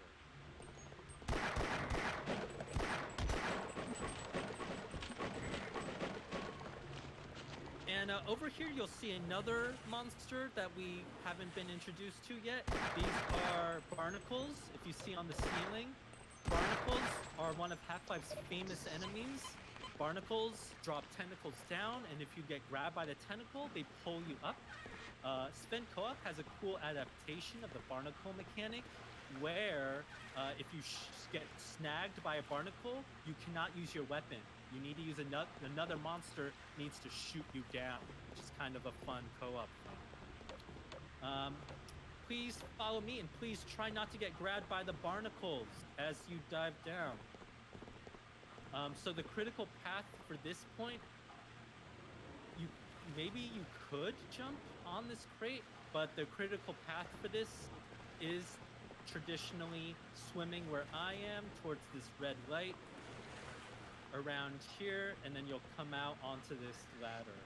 And then that's a way for you to make it to the other end. But yeah, maybe you could also jump your way across these crates as well. So up to you, I guess.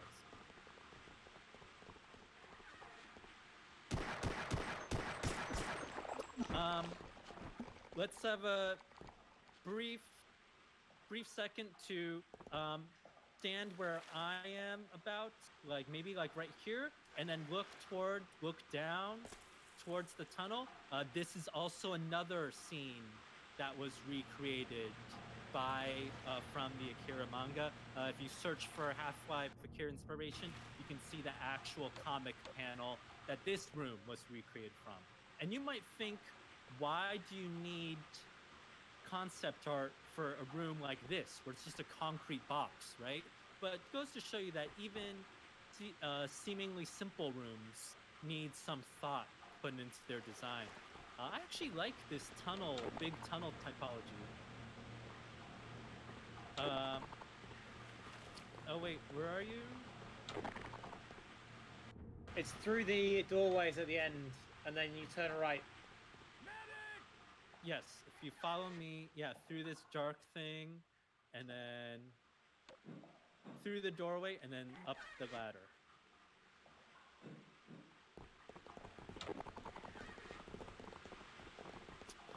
Few questions in the chat. Can Robert Yang do a tour of Deus Ex 1? Yeah, maybe at the next Now Play This. See you next year. We can do a tour of Deus Ex, maybe. Deus Ex I don't know as well, but I can try. Also, another question. Do you think this game was influenced by the Chernobyl disaster?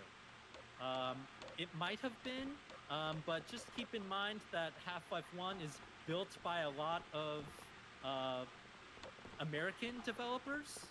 So it's not influenced super heavily by the Russian school of game development or level design. So if historically, I probably would have not expected most game designers, which were 18 to 34-year-old white men in the Western United States, to think about Chernobyl in any subtle way. It probably would have been in a very exotifying, very external outsider kind of way. Okay. It's 2 o'clock, so I believe that's the end of our tour, unfortunately. We are only able to play through what's basically the first 20 or 30 minutes of Half-Life 1. We took maybe 3 or 4 times as long as we normally would. But I hope you all enjoyed your time here. I don't know, any last questions or thoughts? Did people have fun here? This was great. Thank you very much.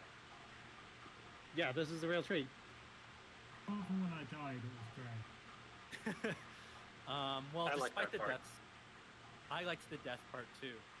Well, despite the deaths, thank you everyone for joining us today. One last question. Is there a Russian style of level design? What's the difference? Yeah, it's arguable what the Russian style of level design is. Arguably, that's a category imposed on Russian designers by the West. Orientalizing what Russian level design is. But I would, as someone who's in the West, I would argue Russian level design is characterized by kind of stark bleakness. Certainly Stalker, the game Stalker is a huge influence. Fascination with post-Soviet architecture is also kind of an influence, where you can see it's Russian teenagers making sense of what the post-Soviet condition is through level design, through video games, through recreating in 3D worlds. But there's also a danger in Western designers fetishizing what the Soviet aesthetic is as well. So there's been a lot of discourse and dialogue about what exactly that means. I encourage you to look it up. There's a really great recent article about post-Soviet level design.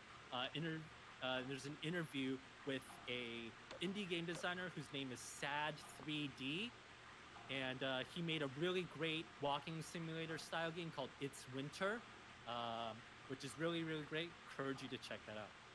Anyway, that's the last stop on this tour. Thanks everyone in the chat for hanging out as well. Hope you all enjoyed this tour. Sorry for going on and rambling a little bit too long. Also, if you like this style of streaming stuff, I also do a level design streaming style tour called Level With Me. Check out my Twitch channel, like and subscribe. I am Radiator Yang on the Twitch channel. All right. Thank you everyone so much for hanging out. Have a lovely rest of your day. I'm gonna go eat lunch, I think. But thank you everyone. And have a good rest of your day. Bye. Thanks so much. Have a great day. Bye.